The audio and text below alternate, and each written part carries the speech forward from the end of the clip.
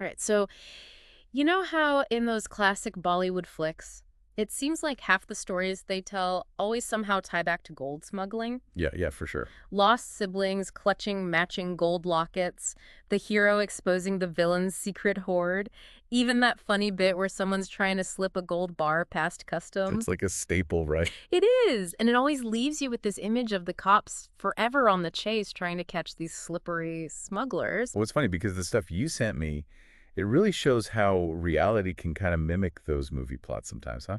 You Oh, talk about those classic tropes. And then just last year, we had this whole thing at Kannada Airport that could have been straight out of a script. oh yeah. An air hostess coming back from Muscat got busted trying to sneak in a kilo of gold in a, well, let's just say not the usual spot. Really? So it's like Well, they took that classic smuggling image, but gave it a modern, kind of unbelievable twist. to- But thinking about it now, that 1 kilo bust seems almost, I don't know, small time compared to what broke earlier this year. We're talking about the arrest of Kannada actress Ranya Rao at Bangalore's Kempegowda airport. yeah, I saw that one. And get this, with a whopping 14 kilograms of gold. For those listening at home, that's not just a little extra sparkle, that's a massive haul, one of the biggest gold seizures we've seen lately. It is, yeah, and it gets even more interesting when you dig into the details from what you sent over. Yeah, So Ranya Rao, as folks probably know, she's the stepdaughter of Karnataka's top cop, the DGP, Ramchandra Rao. right. She's 32, started her acting career back in 2014, but her real-life drama seems to have hit its peak, well, climax, back on March 3rd. Now that's a twist worthy of a movie. Tell me more. So she flew in from Dubai on Emirates, right? Okay. And seemingly got through airport security just fine. Hmm. But then, boom, she stopped by the DRI, the Directorate of Revenue Intelligence. Oh, wow. And they also nabbed two other folks who were with her. Interesting. Now, the DRI's line of questioning, this is where it gets juicy, they were really zeroing in on her trips to Dubai. Like, way too frequent. How often are we talking? 4 times in just the 15 days before getting caught. And apparently, no declared business there, no close family.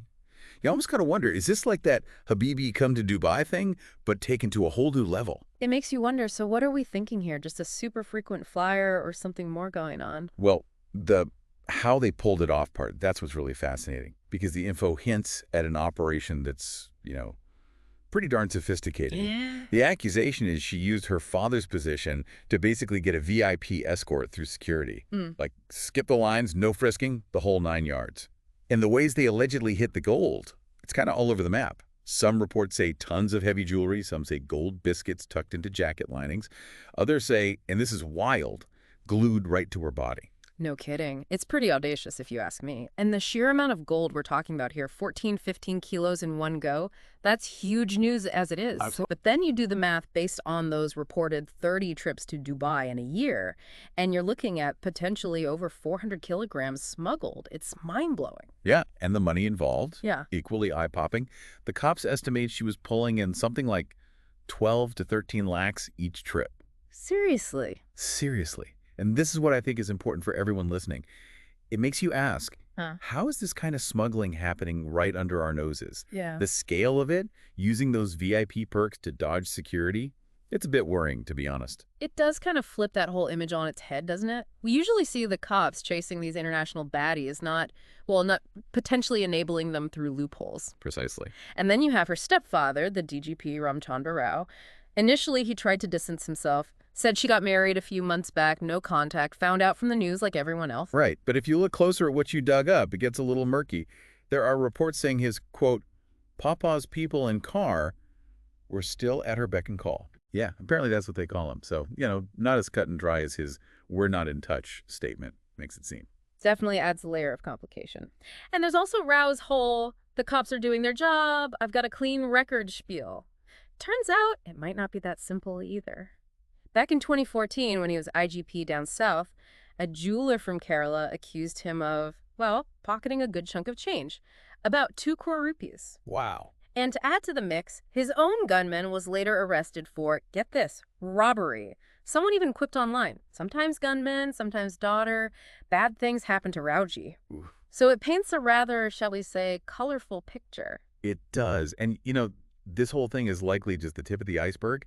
The DRI and other agencies, they're working hard to unravel the bigger network behind That this. makes sense. The fact that they arrested Ranya, searched her place, and seized assets worth 5 crore, pushing the total in this case to 17 crore, that shows you they're not messing around. They're serious. Dead serious.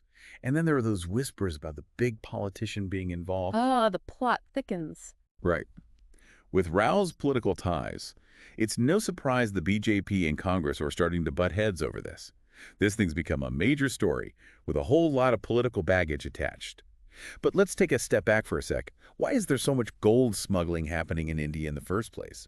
Especially when the government just lowered the import duty from 15% to 6% last year. Yeah, you'd think that would put a dent in things. You would, wouldn't How you? about- So the big question is there still enough profit to be made that folks are willing to risk, well, everything to do this? It's a good question. And that's where this idea of gold arbitrage comes in. Okay, break that down for me. What is gold arbitrage? So basically, it's using the price difference of gold between different markets to make a profit. I see. So you've got the international market, where gold might be cheaper because of fewer taxes or whatever. And then you've got India, where import duties and taxes make it pricier. Yeah. That price gap, that's what drives the smugglers. Makes sense. So we've got this gold arbitrage thing happening because of the price difference. But why is India so, I don't know, obsessed with gold? It's like nothing the government does, whether it's that old Gold Control Act or those sovereign gold bonds they keep pushing, seems to break this love affair. Well, it's not just an obsession. It's deeply ingrained in the culture. Gold is more than just a commodity here. It's tied to traditions, weddings especially. You know, that whole gold is a must mentality. Of course. Yeah. For a lot of families, saving up gold for their daughter's future starts practically the moment she's born. That emotional connection often trumps any economic or policy changes. It's almost like gold is a part of the family in a way. That's a really good point. It's not just an investment. It's like a cultural heirloom you pass down. And speaking of investments, all those economic factors, policies changing, taxes going up and down, Yeah. inflation, the rupee weakening, gold starts to look like a safe haven, a hedge against those uncertainties. Exactly. And, I read that a whopping 70% of India's gold is held as security jewelry in bars, mostly. It just shows you how much of the gold economy here is, well, informal. Yeah, and that informal nature makes it incredibly hard for the government to actually control things. We've seen it time and again. Attempts to regulate gold, they often backfire. Take the 1968 Gold Control Act, for example. Yeah, what was that all about? The idea, at least on paper, was to shift gold from personal hoards into quote-unquote productive sectors. They banned gold bars, capped jewelry production, even limited how much goldsmiths could have on hand. And guess what happened? It didn't work. Not only did it not work, it made things worse. Smuggling went through the roof in the 70s and 80s, giving rise to some infamous characters like Haji Mastan. So the cure was worse than the disease.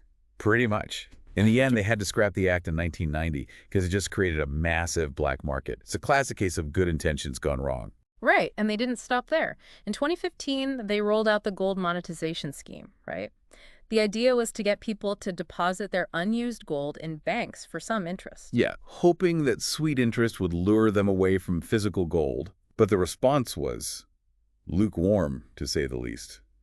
Only about 25 tons deposited nationwide. Sounds like a flop. It seems that sentimental value, that security of holding actual gold, it just wins out for most people over a measly interest rate. I mean, wouldn't you feel the same way? Yeah, I get it. And then there was demonetization in 2016.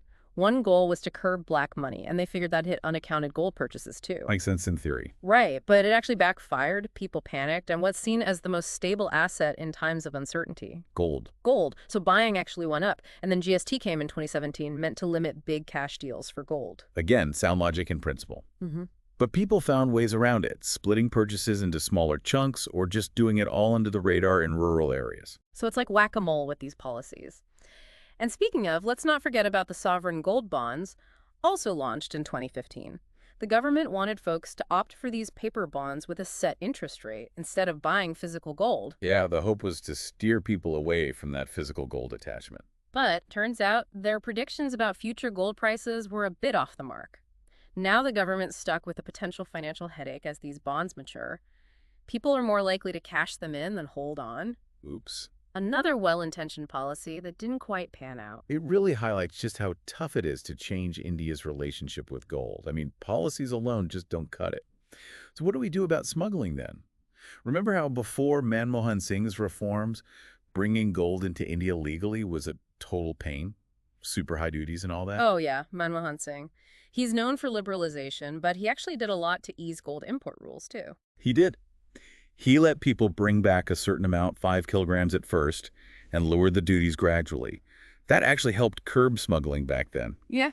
It's crazy to think that before those reforms, you had to declare stuff like jewelry, cameras, even laptops when traveling. Can you imagine? It's a totally different world now. Mhm. But then Pranab Mukherjee became finance minister. He saw gold imports taking up a huge chunk, like 20%, Yeah. of non-oil imports, which obviously worried him. Yeah, that's not great for the economy. Right, so he thought, okay, got to discourage this gold fixation, got to get people to invest elsewhere. So he brought back and raised those import duties. Didn't really work out, though, did it? We've talked about why that emotional attachment to gold is hard to break. It's tough to fight tradition. Yeah. And then, fast forward, the BJP government ramps up the import duty even further, hitting 15%. Guess what? Smuggling makes a comeback big time. We're talking post-2019. And the smugglers, they got creative. Oh, yeah, I remember reading about some of the methods. Gold and diapers and, well, other body cavities. I covered that one. Right, but also in suitcase wheels, electronics, even as gold paste. They even had routes through Ladakh, high sea drops, smuggling bits and pieces through crowded airports. It was like a whole new game. Wow. So what did the government do then? Well, last year, the Modi government actually lowered the import duty back down to 6%. Part of it was because of those sovereign gold bonds not doing so well. They were hoping a lower duty would make physical gold less appealing. So people would sell their bonds instead and hopefully ease the government's financial burden a bit. Exactly. The idea was to kind of gently nudge people away from physical gold and towards other investments. But even with the lower duty, the profit from smuggling seems to be pretty high. It is. I mean, even with the 6% duty, you're talking about potentially 5 to 6 lakh rupees profit for smuggling just 1 kilo of gold. That's a lot of money. And it's mostly because of the constant rise in international gold prices, plus things like those potential U.S. tariffs that could push demand even higher. Well, it's a perfect storm for smugglers, so how bad is it really? Well, just in 2023, they caught about 5,000 smuggling attempts. But the scary part is, that's estimated to be only 10% of what's actually getting through. Yeah. So even with that 6% duty, the difference in prices, the GST, the purity variations, it all adds up to a huge opportunity for these illegal networks. Makes you wonder if there's any way to actually solve this. Well, one idea that's been floating around, and it's pretty radical, is just go back to something like Manmohan Singh's approach, duty-free gold. Whoa, really? Just get rid of the import duty altogether. Wouldn't that hurt government revenue? Maybe, but think about it.